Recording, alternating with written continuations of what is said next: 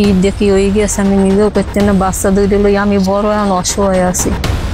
আবারও আসমানির দেখা পেলাম আমরা। ঈদ দেখি আগুন লাগবে আমি নিজেও কইতে পারিনি। কবি জসিমউদ্দিনের আসমানি কবিতার মতোই বাড়ি তো নয় পাখির বাসা ভেন্না পাতার ছানি, একটুখানি বৃষ্টি হলেই গড়িয়ে পড়ে পানি। দেখুন তার বাড়ির অবস্থা।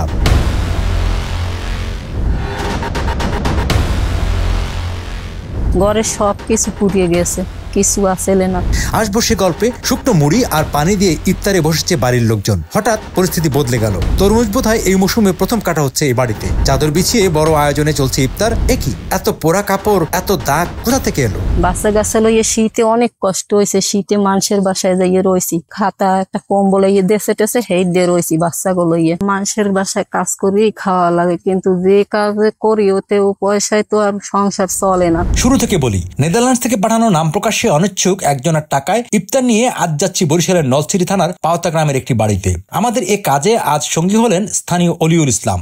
কোনটা কোনটা নেবেন বলেন তো? বরিশাল থেকে ইফতারের জন্য যা যা পাওয়া যায় সব নিলাম। ঈদের দিনের জন্য সেমাই, দুধ, চিনি, তেল থেকে যা যা প্রয়োজন সব নিলাম। রাতের খাবার ও সেহরের জন্য নিলাম বিরিয়ানি।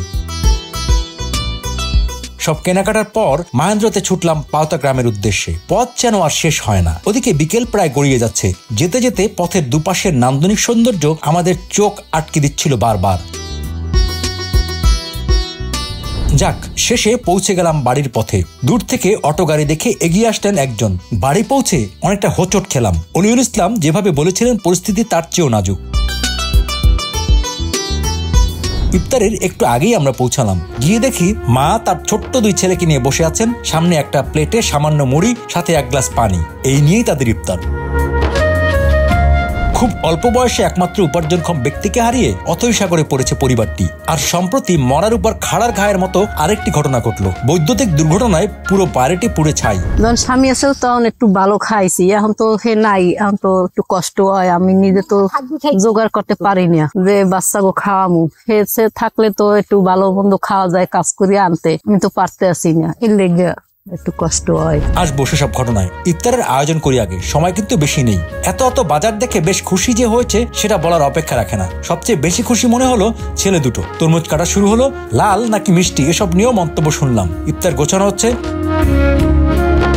ঘরে বসার পরিবেশ নেই, বসার ব্যবস্থাও নেই। আমরা বাড়ির উঠানেই আরেক ঘর থেকে আনা চাদর বিছিয়ে বসার আয়োজন করলাম।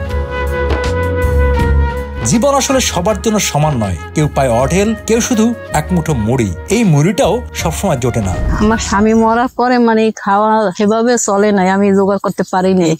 ঈদ কাটাইতে পারিনি, ভালোভাবে কাটাইতেই নেই। যে রকমের একটু পারছি, মানে একটু সহযোগিতা করছে, একটু দেশে এর লিগেও একটু দিতে পারছি।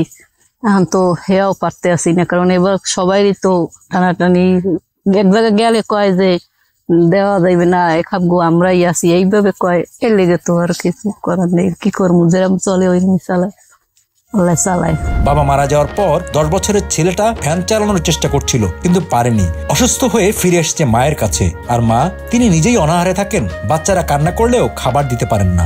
এগুলো ওই একবারই গেছে, হেতোই মরছে 3 বছর, 3 বছরে 2 বছর, মানে 2 বাড়ি 2টা মুরগি দিয়ে গেছিলে, ওই রান্না দিয়েছি আর কিছু না। একসাথে বসে ইফতার করছিলাম, এমন সময় দেখলাম ছোট ছেলেটা কাঁপছে, প্রচন্ড জ্বর। মা বলেন টাকার অভাবে ওষুধও কিনতে পারেননি। আমরা তাকিয়ে রইলাম, ভাবছিলাম কেন আল্লাহ কিছু মানুষকে এত কষ্ট দেন। ছোট ছেলেটা যখন শুয়ে আছে আর বড় ছেলেটা খেতে বসে গেছে, তার চোখে আনন্দ। আজ যেন এক স্বপ্নের দিন। জীবনে প্রথমবার এত ভালো খাবার পেল। পানি ভাত খেয়েও রোজা রাখছি, কারণ ওদিনকে এক সত্য কথাই চাউল ছিল না। আগের দিন রাঁধছিলাম ওই বাতা ছেলে। খাবার পরে নামাজ শেষে ঘরে ঢুকলাম। এটা বাড়ি না অন্য কিছু। এখান ওখান থেকে টিন জোগাড় করেছে, আর বাকি অবস্থা তো চোখের সামনেই দেখছেন। আমার ঘরের আর কিছুই বাকি নেই, সব পুড়ে গেছে। কিভাবে থাকেন এ ঘরে? আশপাশের বাড়ি থেকে কখনো খাবার, কখনো 2টা টাকা, এভাবেই চলে এখন।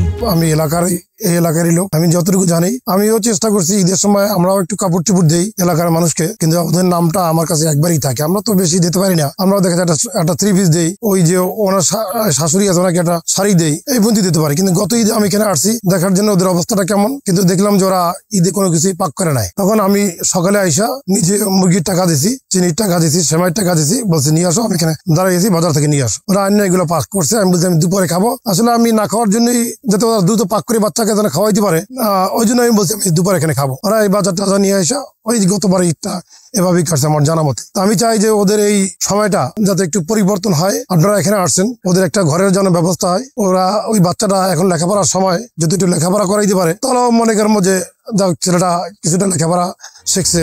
বারবার এই বাড়িটা মেরামতের জন্য অনুরোধ করছিলেন, আর পেছন থেকে ছুটে এলেন তাদের দাদি। আমাদের পথ আগলে ধরে কান্নায় ভেঙে পড়লেন। ভালোবাসে নুগো একটু দেখেন, ওরা কুয়ের তলে থাকবে, একটু যদি আশ্রয় লইতে পারে তাই ওর মধ্যে বইয়া আইনে নিয়ে একটু খাইবে। না খাই থাকলেও একটু গড্ডতে থাকলে শান্তি। বেশি কষ্ট লাগে বাচ্চা দুইটার জন্য। আল্লাহর কাছে নামাজ পড়ি, কান্দি করে আল্লাহ তারপর আল্লাহ বাঁচতে আসছে নদীতে, আল্লাহ তুমি হাতরাই কুল উড়াইও, মাওলা তুমি কুল কিনে দিও খোদা, তুমি ওকে কুল কিনে দিও খোদা। তুমি এই নামাজ পড়ি আল্লাহর কাছে দোয়া করি। আমাদের তো ফিরতে হবে, বিদায় জানালাম, কিন্তু পিছনে রয়ে গেল এক বুক দীর্ঘশ্বাস। এই বাচ্চা গো আর ভালো খাবার দিতে পারি না, তারপরে আজকে ভালো খাইছে, মনটাও খুশি লাগতে আছে যে হেরা আমাকে খাওয়াইছে। তার জন্য অনেক দোয়া যে আমাকে ওই বাচ্চা গো খাওয়াইছে। হ্যাঁ আল্লাহ যে খাওয়াইছে হে আল্লাহ ভালো রাখবে, এবং আরো আল্লাহ টাকা পয়সা দিউক, জানে আমাকে মতন গরিবের সাহায্য করতে পারে, দোয়া করি। বাড়ির আশেপাশের বন্ধু বান্ধবরা বাপে অনেক জামা কাপড় কিনে দেয়, কিন্তু আমার বাপ নাই, আমার কেউ কিনে দেয় না। বিদায় পাওতা।